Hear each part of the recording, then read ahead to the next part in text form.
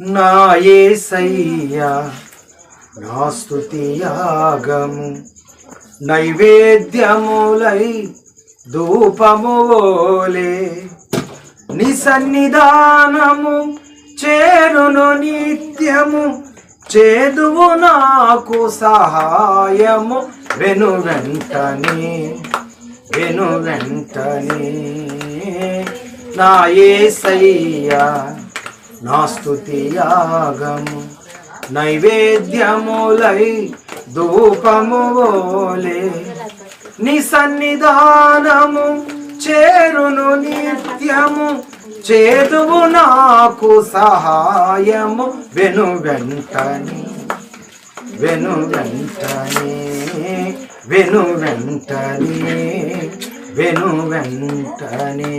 ప్రభువాని స్తోత్రాలు. అయ్యా నీ సహాయము మాకెంతగా అవసరమైనది ప్రభువా. తండ్రి నీ సహాయాన్ని మాకు అనుగ్రహించండి దేవా. నీ మాటలు ఈ సమయంలో మేము ధ్యానం చేసుకుంటూ ఉండగా మాతో మాట్లాడండి. కుడి వచ్చిన మా బిడ్డలతో మాట్లాడండి. శబ్దంతము ద్వారా నీ మాటలు వినే బిడ్డలతో మాట్లాడండి. నీ నామానికి మహిమ తెచ్చుకోండి ప్రభువా అని దేవుని సన్నిధిలో మనం దేవుని సహాయం కొరకు ప్రార్థన చేస్తూ ప్రభు సన్నిధిలో ముందు కొనసాగేవారిగా ఉందాం. ప్రేమ కలిగిన తండ్రి నీ మాటలు ఈ సమయంలో మేము ధ్యానం చేసుకుంటూ ఉండగా మాతో మాట్లాడి నీ నామానికి మహిమ తెచ్చుకోండి. యేసయ్య నామంలో ప్రార్థించి అడిగి వేడుకుంటున్నాను పరమ తండ్రి, ఆమేన్. మంచిది ప్రియులారా, ఈ సమయంలో పరిశుద్ధుడైన దేవుడు మన కొరకాయ సిద్ధపరిచినటువంటి శ్రేష్టమైనటువంటి దేవుని మాటలను మనం ఈ సమయంలో ధ్యానం చేసుకుందాం. లూకాసు వార్త 22వ అధ్యాయము 42వ వచనాన్ని మనం ఈ సమయంలో ధ్యానం చేసుకుంటూ కొన్ని మాటలను మనం ధ్యానం చేసుకుంటూ ప్రభు సన్నిధిలో మనము ముందుకు కొనసాగే వారిగా ఉందాం. ప్రియులారా, తండ్రి ఈ గిన్నె నా యొద్ద నుండి తొలగించుటకు నీ చిత్తమైతే తొలగించు. అయినను నా ఇష్టము కాదు నీ చిత్తమే సిద్ధించును గాక అని ప్రార్థించెను. అప్పుడు పరలోకము నుండి ఒక దూత ఆయనకు కనబడి ఆయనను బలపరిచెను. ఆయన వేదన పడి మరింత ఆతురముగా ప్రార్థన చేయగా ఆయన చెమట నేల పడుచున్న గొప్ప రక్త బిందువు వలె ఆయన ప్రార్థన చాలించి లేచి తన శిష్యుల యొద్దకు వచ్చి వారు దుఃఖము చేత నిద్రించుట చూచి మీరెందుకు నిద్రించుచున్నారు శోధనలో ప్రవేశించుకుంటున్నట్లు లేచి ప్రార్థన చేయుడని వారితో చెప్పాను. ప్రియులారా, చదువుబడినటువంటి దేవుని మాటలను మనం జ్ఞాపకం చేసుకున్నట్లయితే దేవుడు మాట్లాడుతూ ఉన్నాడు.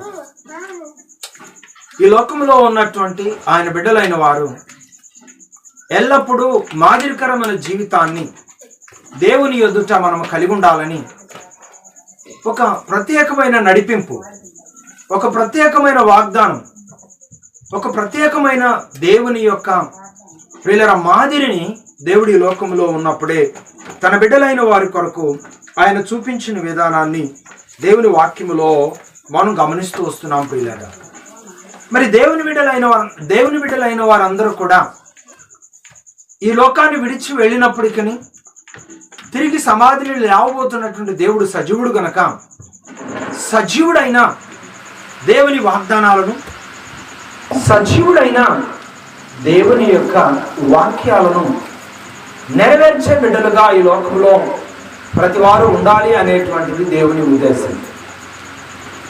దేవుని వాగ్దానాలు మన జీవితాలలో నెరవేర్చబడాలి అని దేవుడు కోరుకుంటున్నాడు.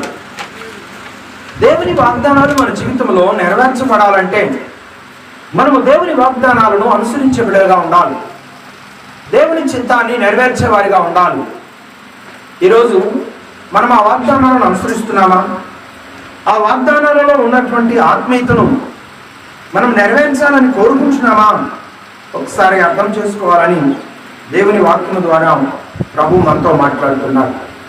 అలనాడు ప్రభు ఎలాంటి మాదిరిని ఈ లోకంలో ఉన్న ప్రజల కొరకు చూపించాడో ఆ మాదిరిని ఆయన అనుసరిస్తున్నటువంటి ఆ విధానాన్ని ఈరోజు దేవుని బిడ్డలైనటువంటి వారు అనుసరించడానికి ఎల్లప్పుడూ సిద్ధంగా ఉన్నారా, సిద్ధంగా లేరా గమనించాలని పరిశుద్ధుడైన దేవుడు మనతో మాట్లాడుతున్నాడు. ప్రియులారా, అలనాడు ప్రార్థించే విధానము ఆయన మనకు మాదిరి చూపించాడు. మోకరించే విధానము అలనాడు దేవుడు మనకు మాదిరి చూపించాడు. ఈరోజు మనం ఆ అనుభవాలలో ఉన్నామా? మన సొంత ఆలోచనలో ఉన్నామా? దేవుడు నేర్పిన విధానంలో మనం ముందుకు అడుగులు వేయటానికి ప్రయత్నం చేస్తున్నామా? ఒకసారి అర్థం చేసుకోవాలని దేవుని వాక్యం ద్వారా ప్రభు మాట్లాడుతున్నాడు. ఒక విద్యార్థి స్కూల్కి వెళ్ళినప్పుడు లేకపోతే కాలేజీకి వెళ్ళినప్పుడు ఆ బుక్లో ఉన్నవన్నీ కూడా చదివినప్పుడే ఎగ్జామ్ టైంలో వారు ఎగ్జామ్ రాయగలుగుతారు. ఆ బుక్లో ఉన్నవి ఏమీ పట్టించుకోకుండా వారు సొంతగా వారు ఏమేమో వ్రాయాలని ప్రయత్నం చేస్తూ వ్రాసారనుకోండి, వారు విజయాన్ని అనుభవించగలుగుతారా? అనుభవించలేరు. టెక్స్ట్ బుక్ జాగ్రత్తగా చదువుకోవాలి, గమనించాలి. టీచర్స్ చెప్తున్న విషయాలు జాగ్రత్తగా వినాలి. టీచర్స్ కూడా ఆ టెక్స్ట్ బుక్లో ఉన్నటువంటి పాఠాలను మాత్రమే బోధించాలి. అవి కాకుండా ఎవరెవరో స్టోరీస్ చెప్పారనుకోండి, వారి ఎగ్జామ్లో ఏమి రాస్తారు? ఏమి రాయలేరు కదా. అలాగే ప్రియులారా, ఈరోజు దేవుని వాక్యంలో ఉన్నటువంటి విషయాలను చాలా జాగ్రత్తగా మనం నేర్చుకోవాలి. దేవుని వాక్యములో లేని విషయాలను మనం నేర్చుకున్న ప్రయోజనము లేదు. ఈరోజు చాలామంది బోధకులుగా ఉన్నటువంటి వారు ఈ రోజున ప్రసంగికులుగా వస్తూ ఉన్నారు. కానీ కథలు ఏవేవో చెప్తా ఉన్నారు. ప్రజలను నవ్వించడానికి, ప్రజలను ఆకర్షించడానికి మాత్రమే వారుండే ఆ గంట సేపు వారే జ్ఞాపకం ఉండే విధంగా కొన్ని విషయాలను వారు ఏవేవో చెప్తూ ఆ గంట సమయాన్ని ముగించుకొని వారి దారిని వారు వెళుతూ ఉన్నారు. ఈ రోజున మనము ఈరోజు ఈ కొడుకులు, మనము ఈరోజు ఈ ప్రార్థనా సమావేశంలో ఏమి నేర్చుకున్నాం? దేవుని వాక్యంలో నుండి మనం ఏమి నేర్చుకున్నాం అనేటువంటి ఆలోచన ఈరోజు కూర్చుని వినే ప్రజలు జాగ్రత్తగా ఆ మాటల కొరకు ఎదురు చూడాలి. నిలబడి దేవుని మాటలు బోధించేవారు కూడా ఈరోజు నేను ఈ బిడ్డల మధ్యకు వచ్చాను. ఈ బిడ్డలకు నేను ఏమి నేర్పాలి, ఏమి నేర్చుకున్నారు, ఏమి నేర్చుకుంటారు, ఎలా వారికి నేర్పాలి అనేటువంటి విధానంలో దేవుని మాటలను మాత్రమే మన హృదయంలో ఉండే విధంగా దేవుని యొక్క మాటల పట్ల బోధించేవారు, వినేవారు ప్రత్యేకమైన శ్రద్ధ కలిగి ఉన్నప్పుడు అక్కడ రిజల్ట్ చాలా గొప్పగా ఉంటుంది. ఈ రోజున మనం నేర్చుకునే ప్రతి విధానాలు అలనాడు ప్రభు ఈ విధంగా ఆయన చిత్తాన్ని అనుసరించారు. ఆయన బిడ్డలంగా ఈరోజు మనం ఆయన చిత్తాన్ని అనుసరిస్తున్నామా లేదా? ఆయన నేర్పిన వాక్యాన్ని ఈరోజు మనం అనుసరిస్తున్నామా లేదా? ఆయన అనుసరించిన క్రియలను ఈరోజు మనం అనుసరిస్తున్నామా లేదా? ఆశ ఉంటుంది, కానీ ఆయన చిత్తం లేకపోతే ఏ ఆశ నెరవేరదు అనే వాస్తవాన్ని గుర్తుపెట్టుకోండి. మెయిన్ ఆయన ఇచ్చిన ఆజ్ఞలను మనం అనుసరించే వారిగా ఉండాలి. ఆయన నేర్పిన బోధను మన హృదయంలో స్థిరపరచుకోవాలి. ఆయన నడిచిన మార్గమును మనం అనుసరించడానికి ఎప్పుడు ప్రయత్నము చేయాలి. ఈరోజు అనుభవాల్లో మనం ఉంటున్నామా? లోకంలో వాటి కొరకైతే ఏ త్యాగమైనా చేసే దాని కొరకు ఇష్టపడుతున్నారు. పరలోక రాజ్యం సంపాదించుకోవటం కొరకాయ మరి నువ్వు ఏ త్యాగం చేస్తున్నావు? దేవుని కొరకు ఏ త్యాగం చేస్తున్నావు? దేవుని కొరకు ఏ తీర్మానాలు కలిగి ఉన్నావు? దేవుని కొరకు ఎంతగా క్రియలు కలిగిన విశ్వాసాన్ని అనుసరించడానికి నువ్వు సిద్ధపడుతూ ఉన్నావు? ఒకసారి ఆలోచన చేసుకోవాల్సిందిగా దేవుని వాక్యం తెలియజేస్తూ ఉంటుంది. ప్రభువైన యేసుక్రీస్తు వారు అప్పగింపబడుతున్నటువంటి సమయంలో కూడా ఆయన ప్రార్థించడం నేర్పాడు. ఆయన ప్రార్థించే అనుభవాలు క్రియలలో చూపించాడు. ఆయన కన్నీరు గార్చి ప్రార్థన చేశాడు, ఆయన మోకరించి ప్రార్థన చేశాడు, ఆయన కన్నీరు గారుస్తూ మోకరిస్తూ ఆయన ప్రార్థన చేస్తూ ప్రియులారా ఆయన పలికిన మాట ఏంటో తెలుసా? ఆశ అయితే ఆయనలో ఉంది, కానీ ఆ ఆశనైతే దేవునికి తెలియజేశాడు.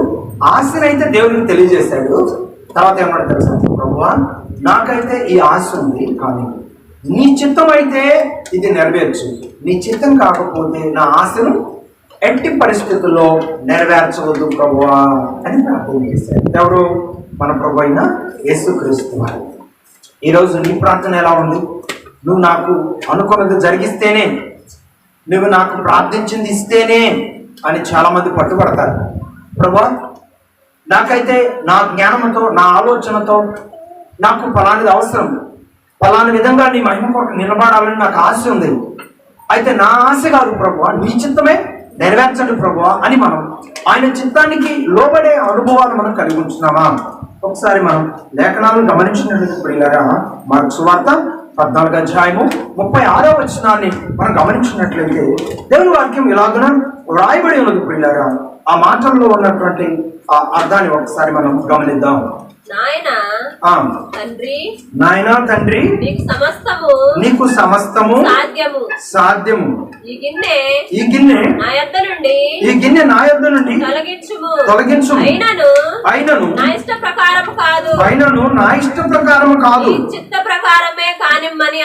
నీ చిత్త ప్రకారమే కానిమ్ము అనెను. ఆయనకు ఒక ఆశ ఉంది. ఏంటి ఆశ? ప్రభా, నీ చిత్తమైతే, దేవా నీ చిత్తమైతే ఈ గిన్నెను నా యొద్ద నుండి తొలగించయ్యా అని ప్రార్థన చేశాడు. తర్వాత ఏమన్నాడు?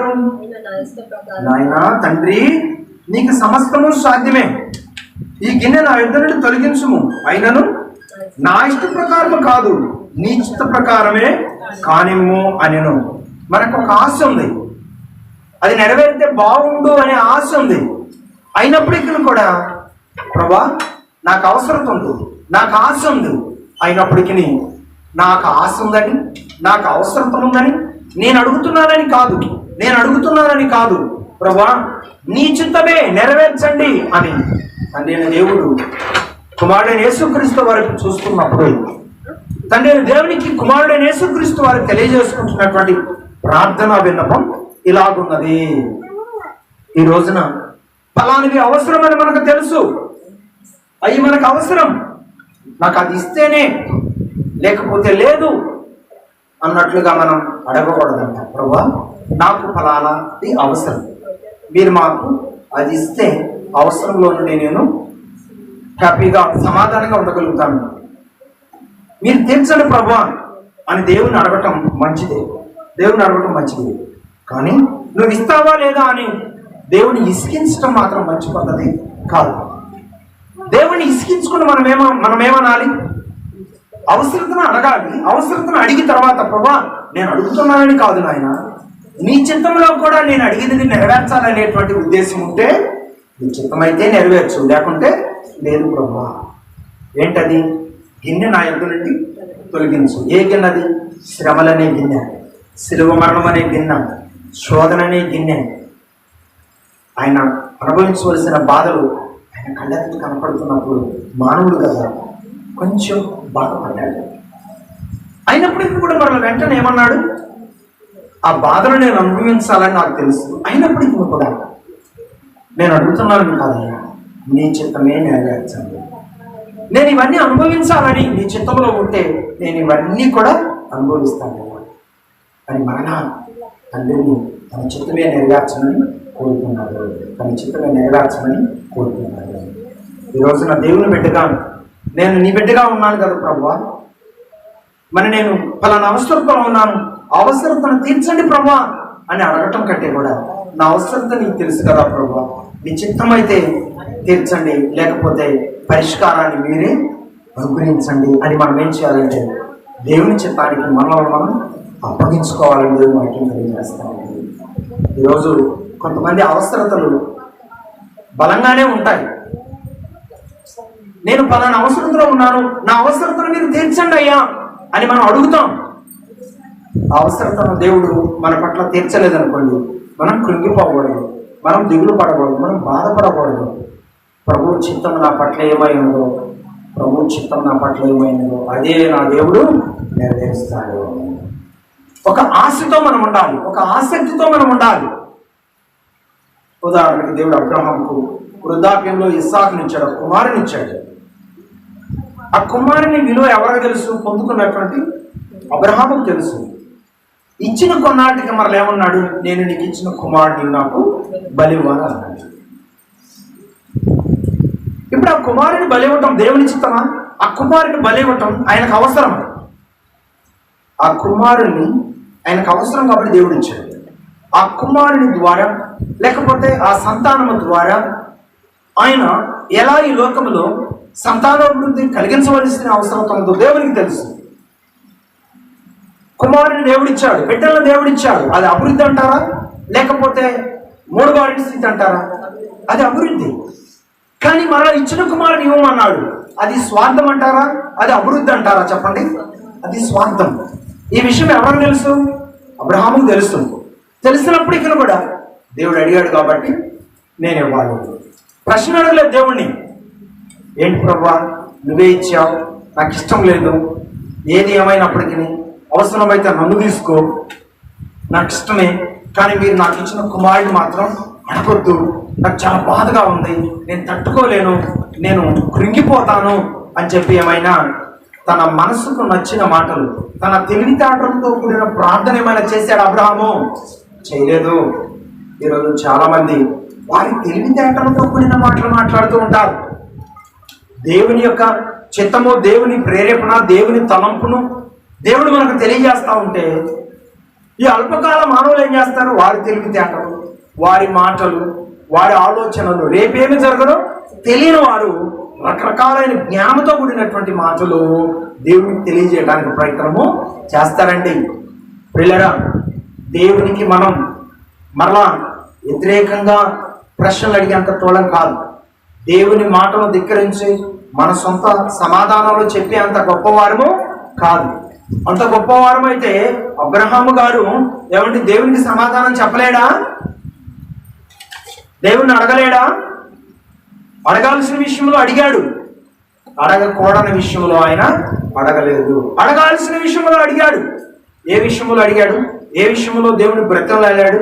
ఏ విషయంలో దేవుని బలవంతం చేశాడు? ఏ విషయంలో దేవుని గోజాడాడు? చెప్పండి.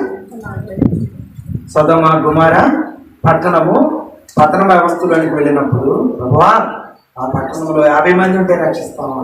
ఆ పట్టణంలో ఒక 10 మంది తగ్గితే రక్షిస్తావా? ఒక 5 తగ్గితే రక్షిస్తావా అని చెప్పి ప్రభుని ఇసికించాడు. ఎందుకో తెలుసా? ఒక మనిషి రక్షణ కొరకు దేవుణ్ణి ఇసికించాడు. కానీ తన విశ్వాస పరీక్షలో నెగ్గడానికి మాత్రం దేవుణ్ణి ఇసికించలేదు. దేవుడు ఏది చెప్తే దానికి తలపెట్టడానికి అబ్రహాము ఇష్టపడ్డాడు. కాబట్టి ఈరోజు అబ్రహాము విశ్వాసులకు తండ్రి అయ్యాడు. దేనికి స్తోత్రం చేద్దామా? అలాగే రెండు చరిత్ర కలిగిన వంశావళులకు ఒక వ్యవస్థాపకుడయ్యాడు. ఏమంటే ఈ రోజున చరిత్రలో ఇస్మాయిల్ ద్వారా ముస్లిమ్స్ విస్తరించాడు, ఇస్సాకు ద్వారా క్రైస్తవులు విస్తరించారు. ఈ ప్రపంచమంతా కూడా 75% విస్తరించింది ఎవరండి? అబ్రహాం సంతానమే. చెప్పండి, ఈ ప్రపంచమంతా 75% విస్తరించింది ఎవరు? అబ్రహాం సంతానమే. ఆ రోజు కనుక అబ్రహాం దేవుని మాటను ధిక్కరించినట్లయితే ఈరోజు ఆయనకు ఏమైనా సాక్ష్యం ఉండేదా? దేవుని మాటే నా శాసనం అన్నట్లుగా ఆయనకి తెలుసు కుమారుడు లేకపోతే ఎంత ఇబ్బంది పడ్డాడో, ఇచ్చిన కుమారుని బలిస్తే ఆయన ఎంత నష్టపోతాడు ఎవరికి తెలుసు? దేవునికి తెలుసు. అయినప్పటికీ కూడా ప్రియులారా చూడండి, దేవుని చిత్తమే నెరవేర్చడానికి ఇష్టపడ్డాడు, కానీ తన ఆలోచన నెరవేర్చడానికి ఆయన ఏమాత్రము ఇష్టపడలేదు అని మన ప్రభు అయిన యేసుక్రీస్తు వారి పేరిట నేను తెలియజేస్తున్నాను. కాబట్టి ప్రియులారా, ఈరోజు దేవుని బిడ్డగా ఎంత జ్ఞానం ఉన్నా, ఎన్ని తెలివితేటలున్నా, దేవుని బిడ్డగా దేవుని చిత్తాన్ని నెరవేర్చడానికి ప్రయత్నం చేస్తున్నావా? నీ ఆలోచనే గొప్ప అన్నట్లుగా నీ ఆలోచనే నువ్వు నెరవేర్చుకోవటానికి నువ్వు ప్రయత్నం చేస్తున్నావా? ఒక్కసారి జ్ఞాపకం చేసుకోవాల్సిందిగా ప్రభు పేట నేను తెలియజేస్తున్నాను. అబ్రహాం ఆ రోజున ఏమనొచ్చు? దేవా, నువ్వు ఇచ్చినటువంటి ఏకైక కుమారుని బట్టి నేను తృప్తి కలిగి ఉన్నాను, నేను సంతోషిస్తున్నాను, నేను బాధ మర్చిపోయాను, దిగులు మర్చిపోయాను. ఇప్పుడు ఆ కుమారుని నువ్వు మరలా బలివ్వమంటే నేను తట్టుకోలేను ప్రభా, నేను భరించలేను ప్రభా, నేను ఓర్చుకోలేను ప్రభా అని చెప్పి దేవునికి ప్రార్థన చేశాడా? నో, దేవునికి ప్రార్థన చేయలేదు. ఆయన చిత్తాన్ని నెరవేర్చడానికి ప్రయత్నం చేశాడు, ఆయన మాట నెరవేర్చడానికి ప్రయత్నము చేశాడు. ఈ రోజున నువ్వు కూడా దేవుని మాట నెరవేర్చడానికి ప్రయత్నం చేస్తున్నావా? నీ ఆలోచనే గొప్ప అన్నట్లుగా నీ ఆలోచనే నెరవేర్చుకోవడానికి ప్రయత్నం చేస్తే ఇక నీ జీవితం ముగించబడిన తర్వాత దేవుని కొరకు నువ్వు ఏం చేయగలుగుతావు? దేవుని కొరకు నువ్వు ఏం సాధించగలుగుతావు? అందుకే పిల్లరా, దేవుని కొరకు ఏదైనా నీ జీవితంలో ఒకటి సాధించాలంటే ఏం చేయాలి? నీ ఆలోచన ప్రక్కన పెట్టి దేవుని ఆలోచన ప్రకారం అడుగులు ముందుకు వేయడానికి ప్రయత్నము చేయాలి. అలనాడు అన్న అంత తీర్మానం తీసుకొని ప్రార్థన చేస్తున్నప్పటికీ నీ ఎవరి మాట విన్నది? అంత తీర్మానం తీసుకొని ప్రార్థన చేస్తున్నప్పటికీ కూడా ఎవరి మాట విన్నది? దైవ సేవకుని మాట విన్నది. దేవుడు ఆమెకి జవాబు దైవజనుడి ద్వారా పలికించాడా? దేవుడే ఆమెకు సమాధానం చెప్పాడా? దైవజనుడి ద్వారా దేవుడు ఆమెకు సమాధానము చెప్పించాడు. ఈ రోజున విశ్వాసిగా నీ అవసరత కొరకు నువ్వు మోకరించి ప్రార్థన చేయొచ్చు. మరలా నీకు ప్రార్థన జవాబు రావాలంటే వాక్యం ద్వారా, దేవుడు వాక్యం ప్రకటిస్తూ ఉండగా ఆ వాక్య ప్రకటన ద్వారా, అలాగే వ్యక్తిగతంగా దేవుడు ప్రేరేపించిన దాన్ని బట్టి నీకు సమాధానం ఇచ్చిన దాన్ని బట్టి నీవు తృప్తి నొంది దేవుడిచ్చిన సమాధానాన్ని బట్టి నువ్వు సంతోషిస్తూ ఉంటావు, అడుగులు ముందుకు వేస్తూ ఉంటావని ప్రభు పేట నేను తెలియజేస్తున్నాను. కాబట్టి ప్రియులారా, ఈరోజు మనం అవసరతలు చాలా ఉన్నాయి. అమ్మ ఇక్కడ నిలబడి నీ అవసరం ఏంటో చెప్పమ్మా అంటే నీ అవసరతలు చాలా చెప్తావు, కానీ నీ అవసరతలు నెరవేర్చబడాలంటే ఈ విధంగా నువ్వు నడవమ్మా అని చెప్తే నీకు ఇష్టమైతే నడుస్తావు, లేకపోతే నాకు ఇష్టం లేదు, నేను నడవలేను, నేను ఆ విధంగా నిలవలేను, నేను విశ్వాసంలో అడుగులు ముందుకు వేయలేను అని చెప్పి దాటవేత ధోరణితో మాట్లాడటానికి ప్రయత్నము చేస్తావు. నీకు ఆశ ఉంటుంది ఏదో పొందుకోవాలని, భౌతికంగా నీ అవసరతను తీర్చుకోవాలని, ఆత్మీయంగా దేవుని దగ్గర మహా గొప్ప బహుమానం సంపాదించుకోవాలని నీకు ఆశ అయితే ఉంటుంది. ఆ ఆశ నెరవేరాలంటే నువ్వు దేవుని చిత్తానికి లోబడాలే తప్ప నీ మాట ప్రకారం, నీ ఆలోచన ప్రకారం అడుగులు ముందుకు వేస్తే ప్రయోజనము ఉండదు అని కూడా మీరు గమనించాలని దేవుని వాక్యం తెలియజేస్తా ఉంది. కాబట్టి పిల్లరా, ఈ రోజున నీ ఆశను దేవుని ఎదుట నెరవేర్చుకోవటం మంచిదే, కానీ నీ ఆశ నెరవేర్చుకోవటం దేవుని చిత్తమా కాదా పరిశీలన చేసుకోవాల్సిన అవసరం కూడా నీ మీద ఉన్నది. అలా నువ్వు పరిశీలన చేసుకుంటున్నావా లేదా గమనించాలని దేవుని వాక్యం తెలియజేస్తాము. మరి గమనిస్తున్నావా? గమనించాలి. దేవుని మాటే చివరకు నువ్వు నెరవేర్చాలి. నువ్వు అడుగుతావు, కానీ సమాధానం నీకు ఎవరి ద్వారా వస్తుంది? ఎట్లాగైనా సరైన దేవుని సన్నిధిలో పోరాడాలని చెప్పి అన్నా వారి కుటుంబానికి కొంచెం దూరంగా వెళ్ళి మోకరించి ప్రార్థన చేస్తాము. సమాధానం ఎవరి ద్వారా వచ్చింది? అలాగే మనం కూడా ప్రార్థన చేస్తాం. నీ ప్రార్థనకు జవాబు ఎలా, నీ ప్రార్థనకు జవాబు రావాలో, ఎలా నీ అవసరతను దేవుడు తీర్చాలో, ఆ అనుభవాలను దేవుడు నీతో మాట్లాడుతున్నప్పుడు ఆ మాటలను నువ్వు స్వీకరించాలి, ఆ మాటలను అనుసరించడానికి ప్రయత్నం చేయాలి. అప్పుడే దేవుని కృపకు నీవు పాత్రురాలు అవుతావు. ఏంటమ్మా మత్తురాలు వలే ఉన్నావు అని చెప్పి అన్నాను దైవజనుడు ప్రశ్నిస్తాడు. వెంటనే నేను ఎలా కనపడతాను నీ కంటికి? ఏంటి మత్తురాలు వలే ఉన్నాను అంటున్నావేంటి అని చెప్పి ఏమైనా తిరగబడిందా అన్నా? నో, తిరగబడలేదు. ఎందుకో తెలుసా? మాట్లాడుతున్న ఎవరు? దైవజనుడు. కాబట్టి ఆ మాటకు సమాధానం చెప్పాలి. ఆయన ద్వారా దేవుడు నాకు అనుగ్రహించిన మాటలను నేను స్వీకరించాలి అనేటువంటి ఒక మహా గొప్ప భక్తి విశ్వాసాన్ని కనపరిచింది. కాబట్టి చరిత్రలో ఈరోజు ఆమె నిలిచిపోయింది. ఈరోజు నువ్వు కూడా చరిత్రలో ఆయన సాక్షిగా నిలవాలంటే దేవుడిచ్చిన వాగ్దానం ప్రకారం నడవాలి. దేవునికి మనిషికి మధ్యవర్తిగా ఆయన మాటలు ప్రకటిస్తున్నాడు. ఆయన సేవకుల యొక్క వాగ్దానాలను, దేవుని ద్వారా ఇవ్వబడుతున్నటువంటి ఆయన యొక్క వాగ్దానాలను విని నమ్మి విశ్వసించి అడుగులు ముందుకు వేయడం నేర్చుకుంటే అద్భుతాలు నీ జీవితంలో దేవుడు జరిగించడం ప్రారంభిస్తారు. కాబట్టి ప్రియులారా, దేవుని ఆశ అనుకుంటుంది, ఆ ఆశను మనం నెరవేర్పులను నడిపించుకోవాలంటే మన ఆలోచన ప్రకారం నడవకూడదు, మనం దేవుని చిత్త ప్రకారమే నడవాలి. అలాగే మరి ఒక మాట నేను ఈ సమయంలో మీకు జ్ఞాపకం చేస్తాను పిల్లలు. ఒకసారి దైవ గ్రంథాన్ని మనం గమనించినట్లయితే రెండో మాట నేను మీకు జ్ఞాపకం చేస్తాను. యోహాను సువార్త 4వ అధ్యాయం 34వ వచనం మనం గమనిద్దాం. ఈ లోకంలో మనకు ఎన్నో ఆశలు ఉంటాయి, ఆలోచనలు ఉంటాయి. అవన్నీ కూడా మనము పొందుకోవాలంటే దేవుని చిత్తాన్ని మనము నెరవేర్చే వారిగా ఉండాలి. దేవుని చిత్తము నెరవేర్చడం అంటే ఏంటి? హెబ్రీయులకు రాసిన పత్రిక 10వ అధ్యాయం 7వ వాక్యం. దేవుని చిత్తమును నెరవేర్చుట అనగా అర్థం ఏంటి? హెబ్రీయులకు రాసిన పత్రిక 10వ అధ్యాయము 7వ వాక్యం. అప్పుడు నేను గ్రంథపు చుట్టలో నన్ను గూర్చి వ్రాయబడిన ప్రకారము, అప్పుడు గ్రంథపు చుట్టలో నన్ను గూర్చి వ్రాయబడిన ప్రకారము దేవా నీ చిత్తము నెరవేర్చుటకు ఇదిగో నేను వచ్చి ఉన్నానంటిని. ఏమంటే ఇక్కడ పౌలు గారు హెబ్రీ సంఘానికి ఈ అనుభవాలన్నీ కూడా తెలియజేస్తున్నాడు. హెబ్రీ సంఘానికి ఈ అనుభవాలన్నీ కూడా దేవుడు తెలియజేస్తా వస్తున్నాడు.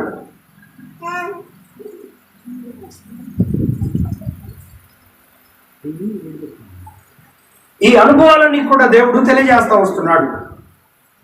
ఆయన చిత్తము నెరవేర్చే బిడ్డలుగా ఉండాలంటే మనం ఎలా ఉండాలంట? అప్పుడు నేను గ్రంథపు చుట్టలో నన్ను గూర్చి వ్రాయబడిన ప్రకారం దేవా నీ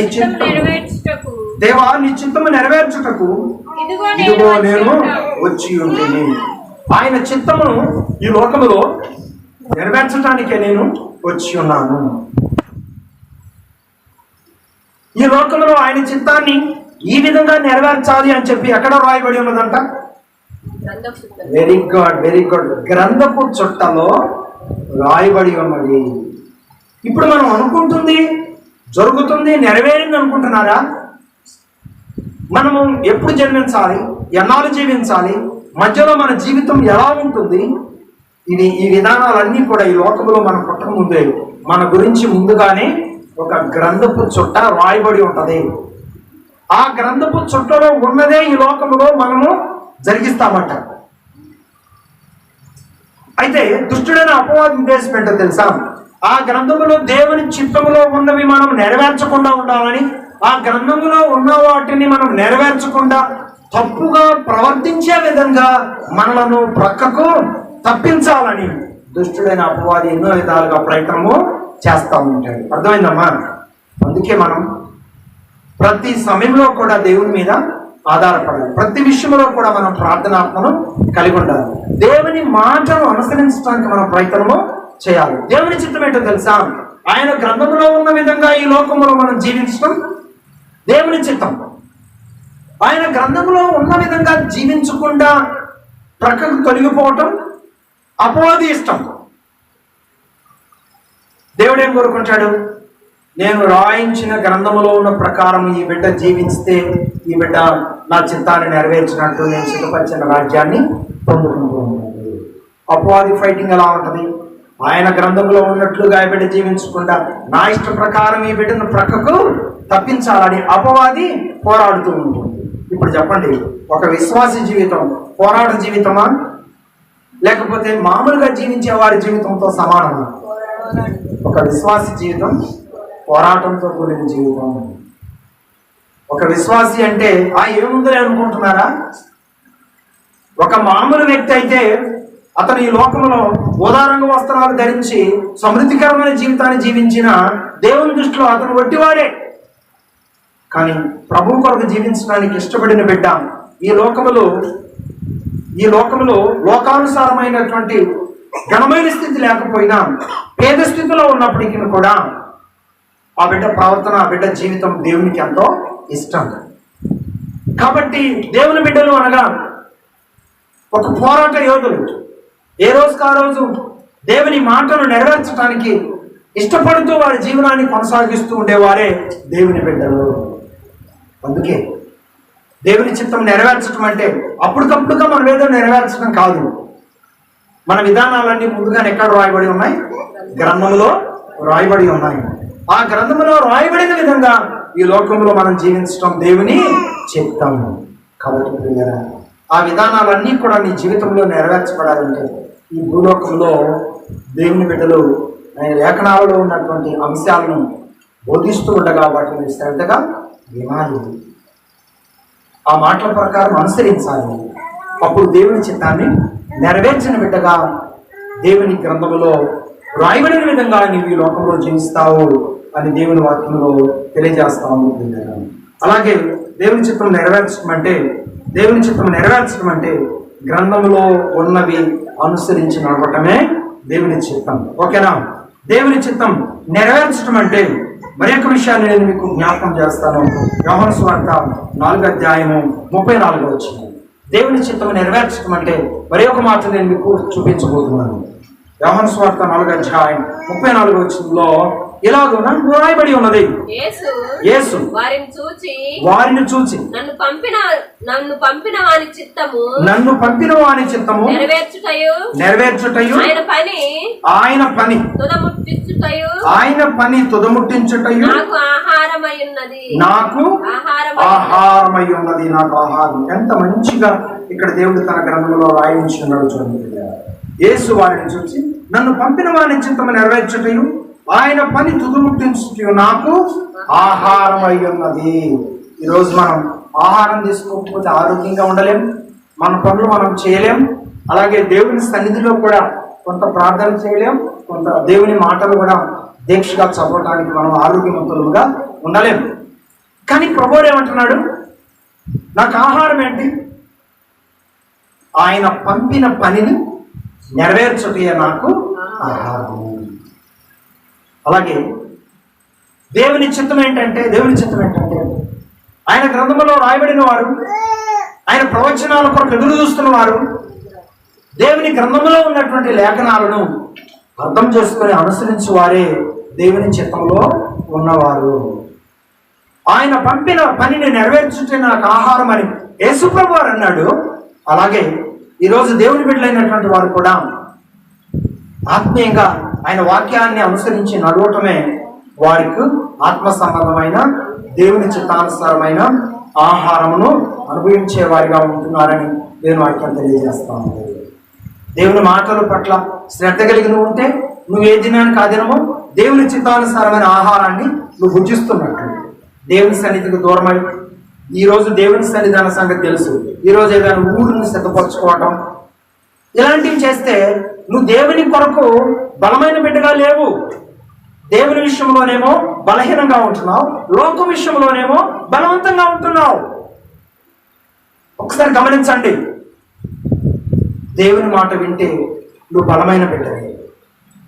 దేవుని మాట వినకపోతే నీ సొంత మాటలు నెరవేర్చుకోవడానికి నువ్వు ప్రయత్నం చేస్తే దేవుని బిడ్డగానే ఉంటావు, కానీ నువ్వు బలహీనమైన వ్యక్తివి. మనకు తెలుసా? నీ సొంత నిర్ణయానికి నువ్వు ఇష్టపడుతున్నావు, నీ సొంత నిర్ణయాలను నువ్వు అనుసరించడానికి ఇష్టపడుతున్నావు, నీ సొంత ఆలోచనలను నువ్వు అనుసరించడానికి ఇష్టపడుతున్నావు. అది దేవుని చిత్తము కాదు. శారీరకంగా నువ్వు బలం పొందటానికి నువ్వు అనుభవించే ఆహారం వేరు, ఆత్మీయంగా నువ్వు బలంగా ఉండటానికి నువ్వు అనుభవించవలసిన ఆహారము వేరుగా ఉంటుందని ప్రభు ప్రజ్ఞ తెలియజేస్తున్నాను. ఇక్కడ మీకు ఒక మాట చెప్పనా? ఒక గేదె అడవిలో ఏముంటుంది, దానిని ఎవరైనా పట్టుకొని చేతుల్లో పెట్టుకొని ముట్టె పిండి కాళ్ళు గోళ్ళు గీకి బొడ్డుకు రక్షణ గైదన ఒక వస్త్రాన్ని కట్టి ఆ గేదె ఈనినటువంటి దూడ కొరకు కావులు ఎవరైనా ఉంటారా? అడవిలో ఈనిన గేదె ఉంటారు కదా. మరి బొడ్డు పరిస్థితి ఏంటి? మరి కాళ్ళు పరిస్థితి ఏంటి? మరి మొట్టి పరిస్థితి ఏంటి? ఆ దూడ రక్షణ పరిస్థితి ఏంటి? అదే మనం తెలుసుకుంటున్న గేదె ఈయనే మూమెంట్కి వచ్చింది అనుకోండి, ఈ నైట్కి ఎంత నిద్రలాగా కూర్చుంటాం, పగులు ఏంటది పొలానికి తీసుకెళ్ళకుండా ఇంటి దగ్గరే కట్టేస్తాం. తినేటప్పుడు కొద్దిగా జాగ్రత్తలు తీసుకుంటాం. ఏమంటే ఉల్లిపాయలు, జొన్నలు, ఏవేవో రెడీలో పెట్టుకుంటాం. ఏంటంతోనే ముట్టే శుభ్రం చేస్తాం. ఏమండి రకరకాలైనటువంటి శుద్ధి ఆ దూడ పట్ల చేయాల్సిన పనులన్నీ చేస్తాం. కొన్ని గేదెలు నైట్ పూట ఉంటాయి, ఈ గేదె చుట్టూ తిరుగుతూ ఉంటాయి. కాసుకొని చూడాలనే ప్రయత్నం చేస్తావు, కానీ నీ మెలకు లేని నిద్రలోకి వెళ్ళడం వల్ల ఈనింది ఎప్పుడో తెలుసుకోలేని పరిస్థితి. మరి ఆ దూడకు ఆ గేదెకు ఎవరో రక్షణ కలిగిస్తున్నారు? ఈ విషయాలన్నింటినీ మనం ఒకసారి అర్థం చేసుకున్నట్లయితే, నువ్వు భద్రం చేసినా భద్రం చేయకపోయినా, నువ్వు ఆ దూడ కొరకు మెలకుగా ఉన్నా మెలకుగా లేకపోయినా, బైబిల్లో ఒక మాట ఉంది, యెహోవా పట్టణమును కాపాడని ఎడల దాని కావలి కాయవాడు వెనుకొని అంటే దీని ఉద్దేశం ఏంటి? దేవుని చిత్తం అనేది ఒకటి ఉండాలి, దేవుని మాట నెరవేర్పు అనేది ఒకటి రాయబడి ఉండాలి. రాయబడిందే నెరవేరుతుంది, కానీ రాయబడన్నది ఎప్పుడు నెరవేరడానికి దేవుని చిత్తంలో ఉండదు అని మీరు గ్రహించాలని దేవుని వాక్యం తెలియజేస్తున్నాను. మనం శారీరకంగా బలం పొందడానికి శారీరక సంబంధమైన ఆహారం కొరకు కష్టపడతాం, కానీ ఆత్మీయంగా మనం బలం పొందటానికి ఎంతవరకు మనం కష్టపడుతున్నాం? దయచేసి ఒకసారి పరిశీలన చేసుకోవాలని దేవుని వాక్యం తెలియజేస్తాం. ఆత్మీయంగా మనం బలం పొందాలంటే మనం దేవుని మాట వినాలి. అబ్రహాము దేవుని కొరకు బలవంతుడా బలహీనుడా? చెప్పాలి. బలవంతుడు. ఎందుకు బలవంతుడయ్యాడు? ఈ లోకములో బిడ్డల పట్ల చేయకూడదని ఎవరు అడిగాడు? దేవుడు అడిగాడు. అయినప్పటికీ కూడా దేవుని చిత్తం నెరవేర్చడం కొరకు అబ్రహాము చేశాడు. కాబట్టి 2 తరాలకు 2 వంశావళులకు ఒక అద్భుతమైనటువంటి ఫలింపునిచ్చాడు. అలాగే నీ జీవితంలో కూడా ఇంతవరకు శూన్య స్థితిలో ఉన్నావా? దేవుడు ఊహించని రీతిలో గొప్ప విలువైనటువంటి అలానాడు అబ్రహాముకు ఇస్కరేణుల వలె, ఆకాశ నక్షత్రాల వలె నీ సంతానాన్ని విస్తరింపజేస్తానని వాగ్దానం చేసిన వాగ్దానాన్ని దేవుడు నెరవేర్చబోతున్నాడు. దేవునికి స్తోత్రం. ఆ వాగ్దానాన్ని నీ జీవితంలో నువ్వు అనుభవించాలంటే నువ్వు దేవుని మాటకు లోబడే బిడ్డగా నువ్వు ఉండాలి. దేవుని మాటకు లోబడే బిడ్డగా ఉండకుండా నీ సొంత మాటలు నెరవేర్చుకోవడానికి ప్రయత్నం చేస్తే దేవుని వాగ్దానం నీ జీవితంలో నెరవేర్చబడకూడదు. ఇక నీ పేరు ఈ లోకంలో ముగించబడిన తర్వాత నువ్వు ఏమి చేయాలన్నా ఏమీ చేయలేవు. నీ ఆయుస్సు కృంగిపోయిన తర్వాత, నీ ఆరోగ్యం కృంగిపోయిన తర్వాత, నీ శరీరం కృంగిపోయిన తర్వాత నువ్వు దేవుని కొరకు ఈ లోకంలో ఏదో మిగిల్చి వెళ్ళాలని ఎన్ని ఆశలు కలిగి ఉన్న ప్రయోజనము లేదు. దేవుడు అవకాశం ఇచ్చినప్పుడే అవకాశాన్ని నెరవేర్చుకోవాలి. దేవుని మాట ప్రకారం అడుగులు ముందుకు వేయాలి. దేవుని చిత్తంలో ఉన్న ఆ విధానాలను అనుసరించడానికి ప్రయత్నం చేయాలి. అద్భుతమైన దేవుని కార్యాలను నీ జీవితంలో అనుభవించాలి. దేవునికి స్తోత్రం. హల్లెలూయా. కాబట్టి ప్రియులారా, యేసు ప్రభువు అంటున్నాడు, దేవుని చిత్తం ఏంటో తెలుసా?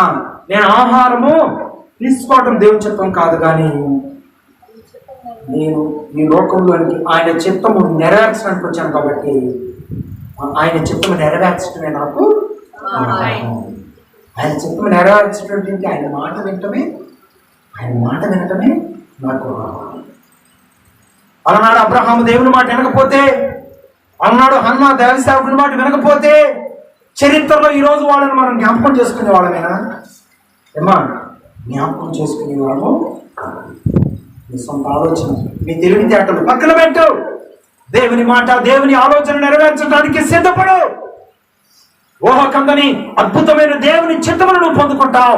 దేవుని సాక్షిగా లోకంలో అడుగులు ముందుకు వేయడానికి దేవుడు నిన్ను ముందుకు నడిపించడానికి సిద్ధంగా ఉన్నాడు. దేవునికి స్తోత్రం. ఆత్మీయ ఆహారము చెప్పండి. ఆత్మీయ ఆహారం ఏంటి? దేవుని చిత్తమును నెరవేర్చటమే ఆత్మీయ ఆహారం. ఆత్మీయ ఆహారం ఏంటి? దేవుని మాట వినుటయే ఆత్మీయ ఆహారం. ఆత్మీయ ఆహారం ఏంటి?